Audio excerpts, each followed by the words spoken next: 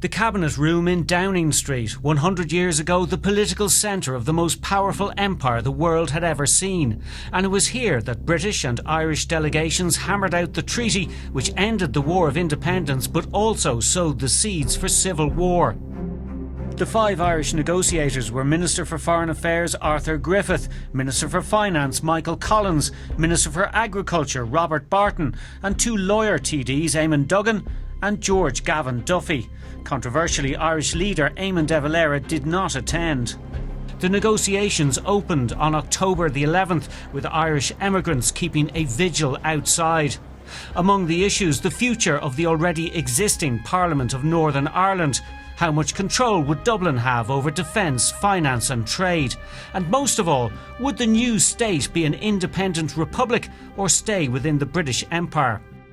Over 2 months of negotiations, the British had refused on 3 separate occasions de Valera's principal offer of external association, which would see an independent Irish state associate willingly or voluntarily with the British Empire. And this, of course, was abhorrent to the British, who valued the crown and the empire above all else. With the 2 sides digging in, the talks were close to collapse. The last hope for a deal rested on a final, strenuous and exhausting negotiating session starting at 3 p.m. on December the 5th. For 6 hours the talks dragged on around the cabinet table. In the end it came down to a brutally simple proposition from Lloyd George: sign the deal on offer or face the war that would immediately follow rejection. Griffith agreed to sign but said he couldn't bind his colleagues. Not good enough, said Lloyd George. It was 5 signatures or war within days. The pressure was now on. According to Winston Churchill, as Collins left, he looked like he wanted to shoot someone, preferably himself. But in the car outside, he announced that he would sign too.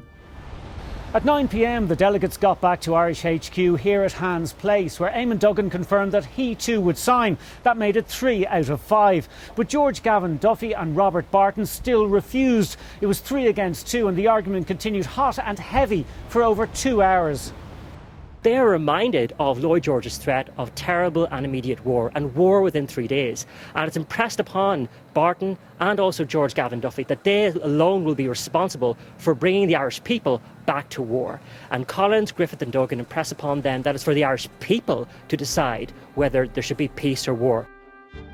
At 11:20, the Irish delegation returned to Downing Street. A few more changes were made to the text, which was then retyped and, at 2:15 in the morning, signed.